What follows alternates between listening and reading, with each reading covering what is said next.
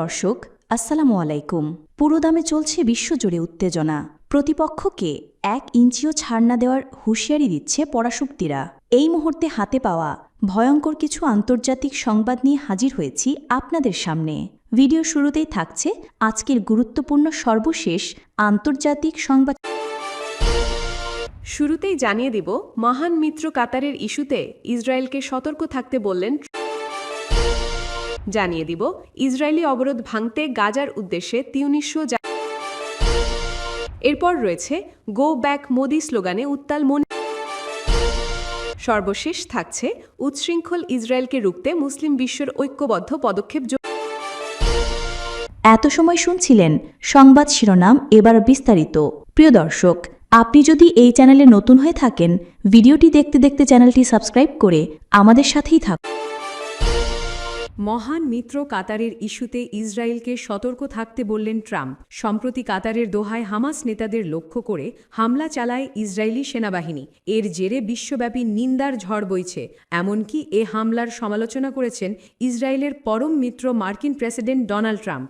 এবার কাতার ইস্যুতে তেল আবিবকে আরও সতর্ক হতে পরামর্শ দিয়েছেন তিনি। খবর টাইমস অফ ইসরায়েলের। স্থানীয় সময় রোববার 14 সেপ্টেম্বর নিউ জার্সির মরিসটাউন বিমানবন্দরে সাংবাদিকদের এক প্রশ্নের জবাবে মার্কিন প্রেসিডেন্ট বলেন, কাতার ঘিরে ইসরায়েলকে খুব সতর্ক হতে হবে। ট্রাম্পের কাছে এক সাংবাদিক জানতে চান, গত সপ্তাহে কাতারের দোহায় হামাস নেতাদের ওপর ইসরায়েলের হামলা নিয়ে প্রধানমন্ত্রী বেনিয়ামিন নেতানিয়াহুর প্রতি কোনো বার্তা আছে কিনা।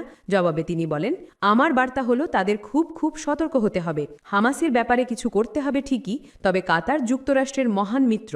শুক্রবার 12 সেপ্টেম্বর নিউ ইয়র্কে কাতারের প্রধানমন্ত্রী শেখ মোহাম্মদ বিন আব্দুর রহমান আল থানির সঙ্গে নৈশভোজ করেন ট্রাম্প। ওই সময় তিনি কাতারের প্রধানমন্ত্রীকে চমৎকার মানুষ বলে আখ্যা দেন। এদিকে আকাশসীমা লঙ্ঘন করে দোহায় ইসরায়েলের ক্ষেপণাস্ত্র হামলার প্রতিক্রিয়া জানাতে কাতারের পাশে দাঁড়িয়েছে আরব ও মুসলিম বিশ্ব। কাতারের প্রতি বৃহত্তর সমর্থনের অংশে রোববার দোহায় শুরু হয়েছে আরব মুসলিম বিশ্বের নেতাদের শীর্ষ সম্মেলনে আরব রাষ্ট্রগুলো বর্বর ইসরায়েলি হামলার নিন্দা জানিয়েছে এবং কাতারের সার্বভৌমত্ব রক্ষার জন্য যে আইনগত পদক্ষেপ নেবে তা সমর্থন করেছে। কাতারের প্রধানমন্ত্রী বলেন, এই আক্রমণের বিরুদ্ধে কঠোর ও দৃঢ় পদক্ষেপ নিতে হবে। তিনি আরও বলেন, ইসরায়েলি সরকার একের পর এক প্রস্তাব প্রত্যাখ্যান করে চলেছে। ইচ্ছাকৃতভাবে এই অঞ্চলের জনগণের, যার মধ্যে তাদের নিজের জনগণও আছে, মুখোমুখি যুদ্ধের পরিধি আরও বিস্তৃত করছে এবং এটি একটি গুরুতর ঝুঁকির মুখে রেখে। ইসরায়েলি অবরোধ ভাঙতে গাজার উদ্দেশ্যে তিউনিসীয় জাহাজ। ইসরায়েলের অবরোধ ভাঙতে ফ্লোটিলার অংশ হিসেবে ত্রাণসহ গাজাগামী প্রথম তিউনিসীয় জাহাজ রওনা হয়েছে।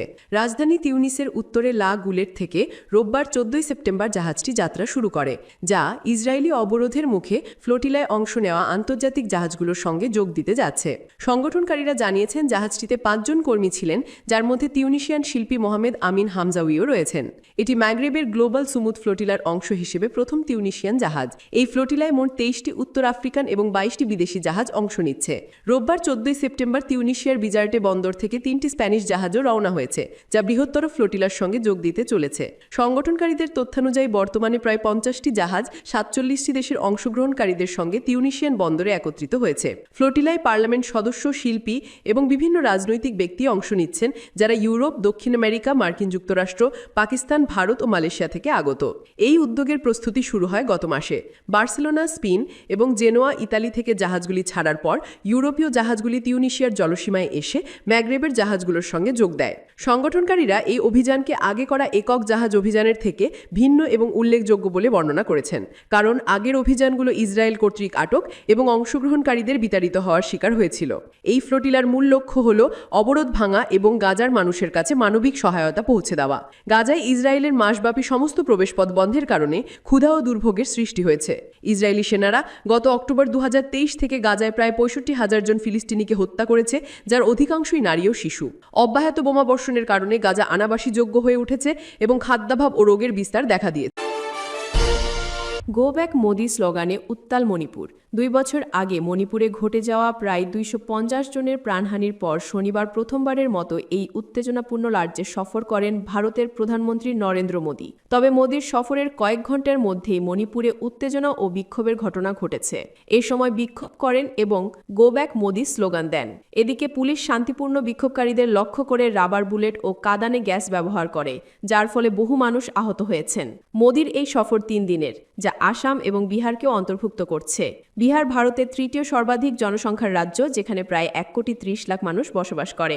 বিহার আগামী অক্টোবর বা নভেম্বরের নির্বাচনের গুরুত্বপূর্ণ এলাকা এবং এটি ভারতের হিন্দিভাষী উত্তরাঞ্চলের একমাত্র রাজ্য যেখানে মোদীর দল বিজেপি এককভাবে ক্ষমতায় আসতে পারেননি। মোদীর সফরের সময় বিহারে মোট $8 বিলিয়ন বিনিয়োগ ঘোষণা করা হয়েছে, যা কৃষি প্রকল্প, রেল যোগাযোগ, সড়ক উন্নয়ন এবং বিমানবন্দর সম্প্রসারণ অন্তর্ভুক্ত। মণিপুরের উত্তেজনা 2023 সালের মে মাসে শুরু হয়, যখন প্রধানত হিন্দু মেইতেই জনগোষ্ঠী এবং বড় সংখ্যক খ্রিস্টান কুকি জনগোষ্ঠীর মধ্যে সংঘর্ষের ঘটনা ঘটে। এই সংঘর্ষের ফলে হাজার হাজার মানুষ এখনও সরকার দ্বারা তৈরি অস্থায়ী শিবিরে বসবাস করছেন। মোদীর চূড়াচাঁদপুরে, যা কুকি অধ্যুষিত এলাকা, জনসম্মুখে বক্তৃতা দেওয়ার সময় তিনি বলেন, মণিপুরের জীবন স্বাভাবিক করতে ভারত সরকার সমস্ত প্রয়োজনীয় চেষ্টা করছে। আমি আজ আপনাদের সাথে আছি। ভারত সরকার মণিপুরের জনগণের সাথে আছে। তিনি সব পক্ষকে শান্তিপূর্ণ পথে চলার আহ্বান জানান। প্রধানমন্ত্রী মণিপুরের রাজধানী ইম্ফলে, যেখানে মেইতেই জনগোষ্ঠী ঘনত্বপূর্ণ, একটি সমাবেশেও ভাষণ দেওয়ার কথা ছিল। মোদীর পূর্ববর্তী সফর 2022 সালে, যখন তিনি প্রায় $960 মিলিয়ন উন্নয়ন প্রকল্পের উদ্বোধন করেছিলেন, যার মধ্যে 5টি হাইওয়ে এবং একটি নতুন পুলিশ সদর দপ্তর অন্তর্ভুক্ত ছিল। মণিপুরের প্রাক্তন মুখ্যমন্ত্রী এন বীরেন সিং, যিনি মোদীর বিজেপি দল থেকে ফেব্রুয়ারিতে পদত্যাগ করেন, তার বিরুদ্ধে অভিযোগ ছিল যে তিনি রক্তক্ষয় রোধে ব্যর্থ হয়েছিলেন। এরপর থেকে এই রাজ্য সরাসরি নয়াদিল্লি থেকে শাসিত হচ্ছে। মেইতেই এবং কুকি জনগোষ্ঠীর মধ্যে জমি ও সরকারি চাকরির জন্য দীর্ঘদিন ধরে উত্তেজনা বিরাজ করছে। মানবাধিকার সংস্থা অভিযোগ করে, রাজনৈতিক নেতার স্বার্থে এই বিভাজন বাড়াচ্ছে। উচ্ছৃঙ্খল ইসরায়েলকে রুখতে মুসলিম বিশ্বের ঐক্যবদ্ধ পদক্ষেপ জরুরি। ইসরায়েল বারবার প্রমাণ করেছে তাদের কোনো কাজের সঙ্গেই আন্তর্জাতিক আইন বা মানবতার ন্যূনতম শিষ্টাচারের সম্পর্ক নেই। আঞ্চলিক আধিপত্যই তাদের একমাত্র লক্ষ্য।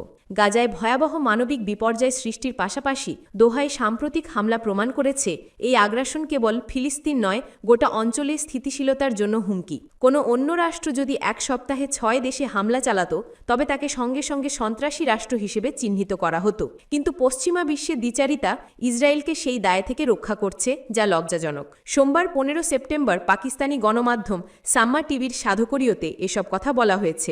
এতে বলা হয়েছে, গাজাকে গত 2 বছরে যেভাবে ইসরায়েলি বাহিনী একটি গণহত্যার মাঠে পরিণত করেছে, তা অমানবিক ও ঘৃণ্য।